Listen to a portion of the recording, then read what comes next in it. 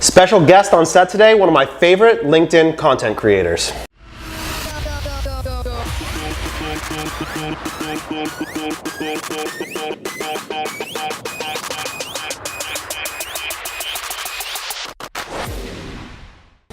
What's up, everybody? Today I'm joined by a very special guest. Tony Flores, president of Growth Science, is joining me today. Tony and I have known each other not too long, like 6 months, 8 months? 6 months, something like that. Yeah, so Tony and I have both been spending a lot of time putting out content on LinkedIn. If you see one of us, you probably have seen the other. We are trying to be as supportive to one another in the journey of creating and putting out content as we can be. And we had just been trading messages about the opportunity to get on the same couch and rap. So today I'm excited to have Tony. You want to give us a little background about Growth Science, who you are, and maybe a little bit about why you're spending so much time on LinkedIn in particular?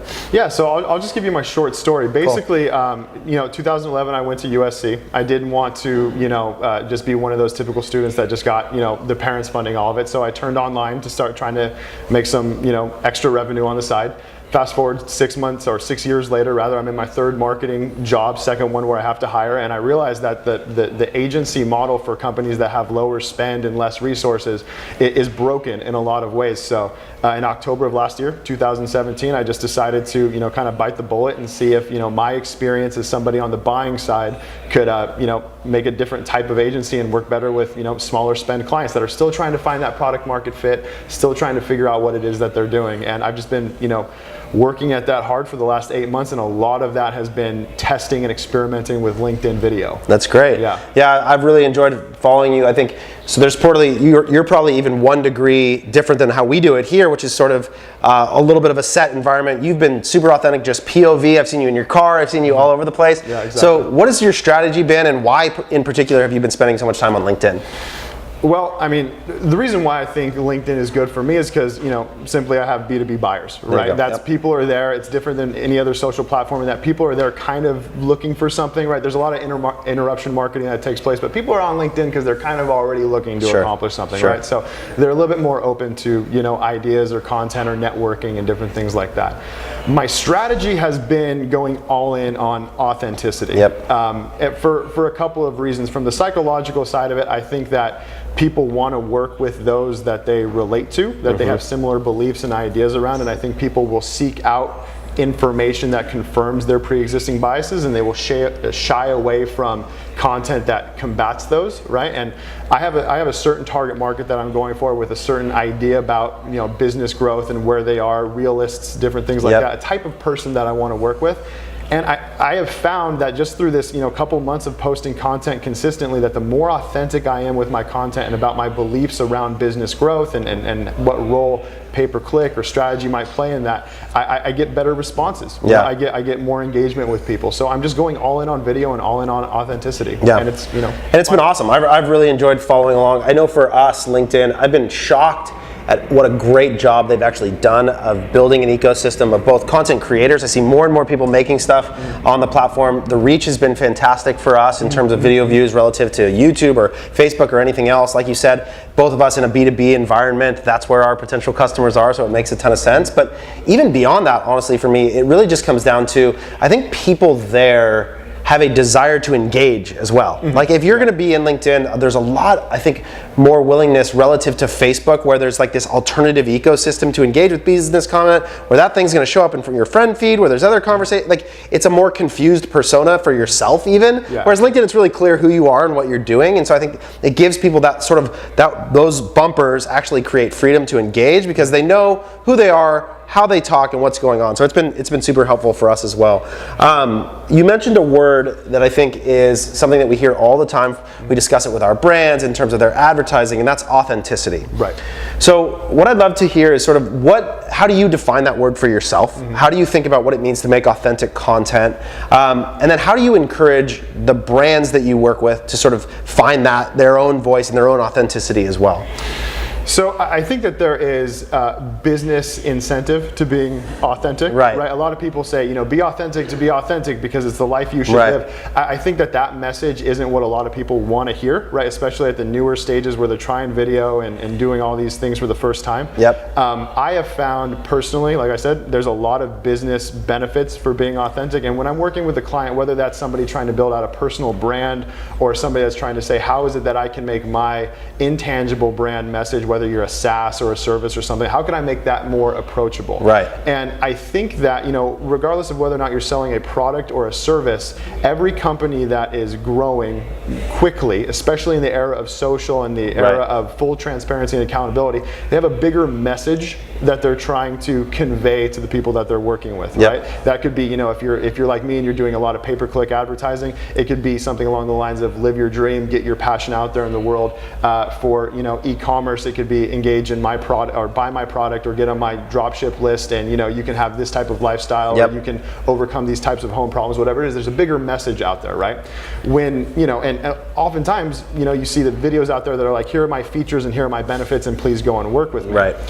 It will stress out a content provider to believe that you have to be hitting a home run with every single video that you put out there. Totally. That's yeah. key. I mean, we struggle with that all the time. I mean, even with me, like the videos that I have put the most time into to convey the most value in the way that I think is the most important, those videos have absolutely performed the worst. They've gotten the worst engagement. No one's messaging me after. But the videos where I'm like, look, here's even what I've learned from posting videos and having no idea what I'm doing. I get the message. Hey, what are you up to? Yep. You know what I mean? What are you trying to do here? What's the service that you're going for, right? And for me, the big question is, how can brands effectively bridge the gap between authentic content and, hey, buy my product or service, right? Yeah, for sure.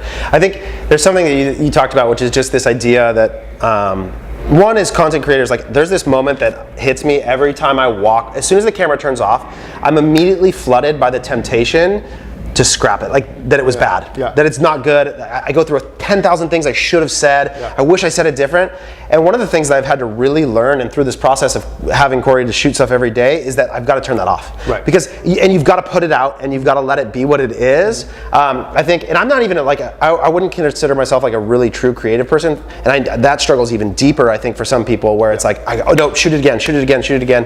And I think there is this really important thing that is just about repetition, volume, putting yourself into places, actually putting out bad content, actually allowing yourself to remove your preconceived notion of what people want and allowing people to respond and then making adjustments. So there's so much to fight in this process. But what I appreciate about you and following along, and I think, is that it does feel very much like you had an idea, you put thought into it, and it's there and it's out. And you're going. And you're done, right? And you mentioned the video of me in the car, right? Here's the dirty little secret. My girlfriend was tired of me after that because I was driving around the same part of my town doing take after take after take. It was hot in the car because the air conditioning couldn't be on. It was awful. And that video completely tanked. It completely tanked. But whenever I've done anything live or was just off the cuff and there was no option for retaking it, those were the videos that did the absolute best. And it's funny, like, so I just did this thing with Big Commerce for one of their things, and I watched the video, and like I get ill watching myself. Like I do this thing where I'm like so fidgety, right? So I do this thing where I sort of grind my teeth,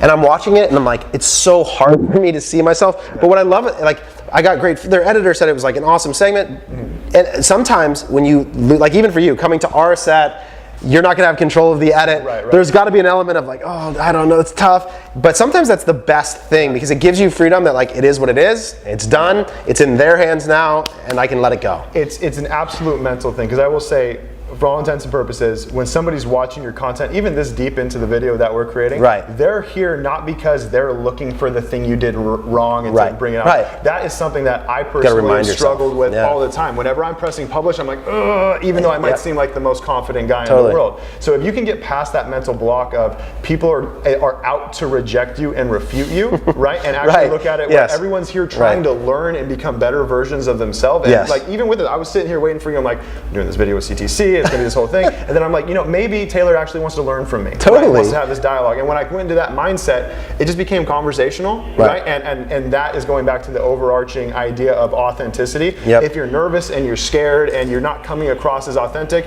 that energy is more impactful than the verbal, whatever you're saying. And that's what's helpful about putting content all the time is you start to realize Jamie Foxx. So one of the best podcasts I've ever heard is like the Tim Ferriss Jamie Foxx interview. Have you ever heard it? It's incredible if you haven't listened. But what Jamie, so he's interviewing him, and Jamie has this story where he grew up in the South, and he used to go, when he was young, he would go and play at these really rich white people's houses, and they would call him terrible names and all these things. It's like an 8, 10, 12-year-old boy playing the piano. Yeah. And Tim's like, wow, like what did you learn from that? And he's like, I learned what's on the other side of fear. It's like, it's nothing. Yeah. He's like, I could go into that experience, I could be slandered, I could be made fun of, and I would leave, and I was okay. Yeah. And he's like, so then when I went to be a stand-up comedian, like, there was never fear. Like, I learned that going into the thing and facing it and coming out the other end is like, you're okay. Yeah. And I think putting out content is that same thing of like, oh, I'm so afraid what are people gonna say? Oh, I wasn't destroyed. Oh, I wasn't hated on. Yeah, like I'm here. Still. Yeah, everything's still okay. And you're a perfect example of that, right? And I don't know if you thought about this, and I'm sure that people will relate to this hearing it, but one of the first content pieces out there, I took a stance. I was like, what's your opinion on this? And I made a thing about content. Yeah. And you showed up and you're like, I don't really agree with what you just said, right? I remember that, and it's like, okay, yeah. And I'm sitting there, right, what everybody thinks, you're 2 or 3 weeks into doing this. I'm like, well, you didn't like it. This is completely done. I can never bring content out there in the world. But you had to realize, like, okay, you're just having the dialogue and this, that. A lot of people are resistant to the possibility that might happen. Yeah, exactly, right? And now flash forward, we're making a great piece of content together, right? Because disagreeing isn't the end of the world. It's like, and one of the things, and this is a hard thing about me, my wife would tell you, is that like, one of the ways that I learn is that I sort of push against the opinion to see how rooted it is. Right. Like, and that's how because part of what I'm wondering is are they right? Like, is that, am I wrong? And so you sort of push against it, and I do that with people I think are smart, because it's like, he has an opinion that's different than mine. I think he's smart. Why? Exactly. And so there's so much opportunity, but your willingness to be in an environment where someone can push against you, it makes us both able to learn. Exactly. And friction creates fire. And when all is said and done, if you have that dialogue publicly and you're consistent with your brand message, right? Respectful, you're engaged. Exactly. You will get that authenticity across. Yes. Right? It's the reps and showing the same messages and the same responses and the same emotions over and over again. Yep. You will attract. I'm not a fan of the law of attraction, but I get the idea from a psychological perspective. Right.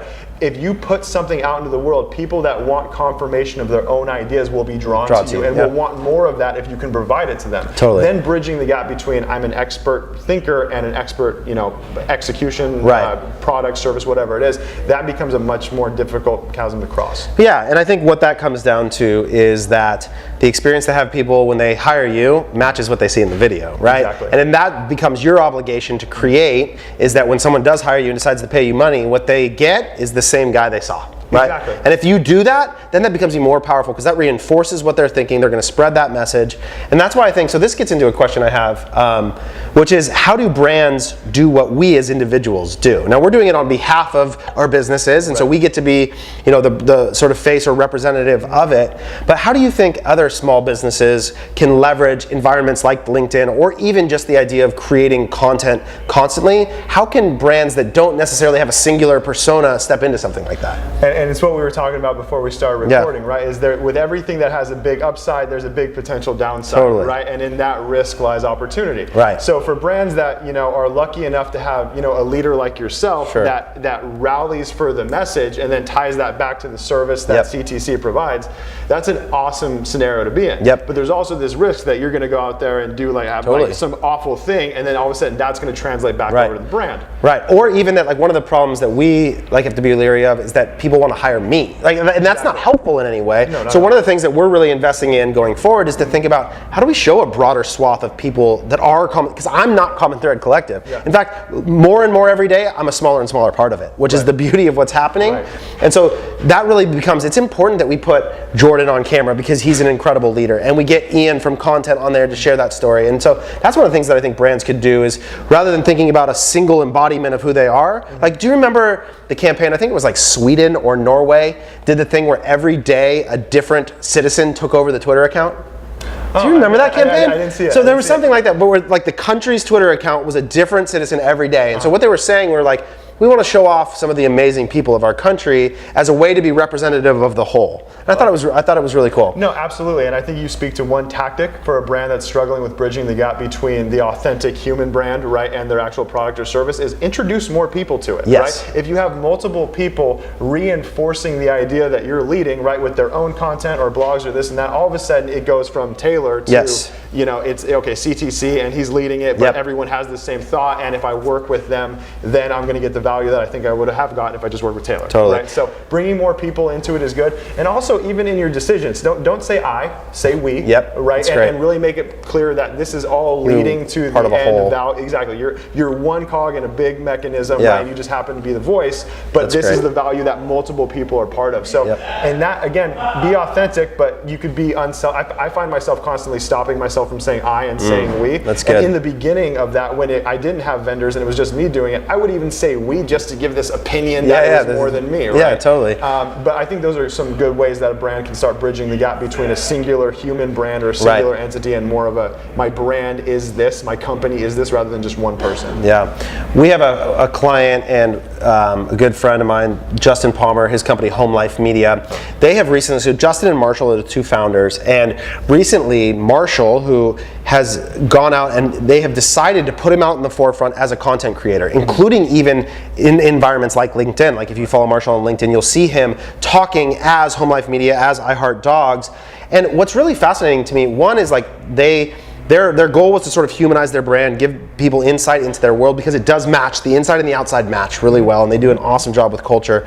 And one of the first things they saw was comments of people saying like, wow, I had no idea, I thought you guys were just a manufacturer or drop shipper out of China. Like, it's so rad that you're actually people in a warehouse in the United States. Like, they were really excited to see that who they sort of perceived the brand to be, which was a little nefarious, maybe just trying to like make products that people, was actually not who they were. Right. And so one of the things, I've told my brother this at Kalo, who's now just starting to get more into the content thing, is like, you guys have such an amazing internal culture, and what people used to say all the time when they walked into Kalo is, oh, I had no idea you guys were this big. Right. That's a mistake. You failed to actually tell the world what you have internally, and in an environment like LinkedIn can be a way where you can speak to potential vendors, investors, partners, all sorts of people. So I think if you are a brand who really does have an amazing culture, like this channel is a real opportunity for you. Absolutely, especially because everybody, even on LinkedIn, even big B2B buyers, I was having this conversation with somebody who sells to Boeing, right? Yeah. And I remember just telling them like, this is how this is how you position your product, and this and that, and the whole idea was like, Boeing is Boeing, and it's super intense. Like, it's not Boeing, it's John Smith, exactly, who's just a guy who's got these problems that you face with your boss and this and that, and they make decisions like you do. It's not Boeing. It's this person, right? So being able to have that authenticity, right? It really does help you accomplish those goals. But you mentioned something really interesting. The company didn't put out there how awesome the culture was. Right. Somebody came in and then was overly delighted by how great it was. If you leverage that culture to put out onto video and set expectations that you're this way, you need to live up to that. You have to live up to those expectations that you set, because you can have the greatest brand persona out there, but if you're not communicative or expectations aren't met or things deviate, you're going to hurt your brand in the long run. So one of my good friends, his name's Evan DeWalt, one of the best designers I know, he has this phrase, he says, your brand is your culture on your best day. And so basically what he means is that you can't over-represent who you are. It has to be real. And so if a lot of times people like to say that they're innovative and all these things, well, if someone showed up at your office and there was nothing innovative about it, like it's going to break. And so that's where, when you get back to this idea of authenticity, one of the things you have to really ask yourself is, who am I actually, and what am I capable of being? And maybe not who are you every day, but again, this idea of who am I on my best day, in such a way that when people decide to hire me, there's not going to be this massive gap where I tell them I'm all these things and then you show up and you get something different. Exactly, and for me, the way I try and live up to that with my content is, you see a lot of, I'm for all intents and purposes, a pay-per-click guy with a lot of strategy, right, that goes on to it. And I've positioned it that way for the type of client that I'm working for. You see a lot of guys out there that are talking about the millions that they've spent or the hundreds of clients they've worked with, right? That, if I put that out, that kind of content, that would not attract the type of person that would benefit from that. They would be more upstream in the service I've developed. So, there's a lot of things like case studies and volume and this and that out there. But the question is, what does your audience need need to make the right decision about you, right? Exactly. If I'm working with people that have a $10,000 a month budget, including what they're paying me, and I tell them all these case studies with the 50 grand a month clients, right, they don't see themselves in that. It's unrelatable, Yeah. and they're not looking for a guru, right? They're looking for a partner that can help them, right? So I would be putting out content that alienates my target market. So I think if brands want to start bridging the gap between here's my thought leadership and please buy my stuff, they need to start saying what does my audience need to believe about me and my own belief systems, right? And who I am and why I am, right? And then from there, when they're aligned with you, they're much more receptive to the, hey, do you want me to check out what your Google Ads looks like, or do you want me to audit your Facebook real quick? Totally. That's how brands can start bridging the gap, is by reducing the size of the chasm with that authenticity. Love it. Awesome. Tony, thanks so much for coming in, man. Where can people follow you? Where can they check you out? They can find me on LinkedIn, and you'll tag them in this post, yes, obviously. Sir. And then growthscience.io. Buddy, appreciate it, man. Thank you very much. Good luck creating content. Check us both out. Make sure you follow Tony. And we always appreciate the engagement on the content, even if it's a disagreement. Thanks for coming by, bud. Thanks.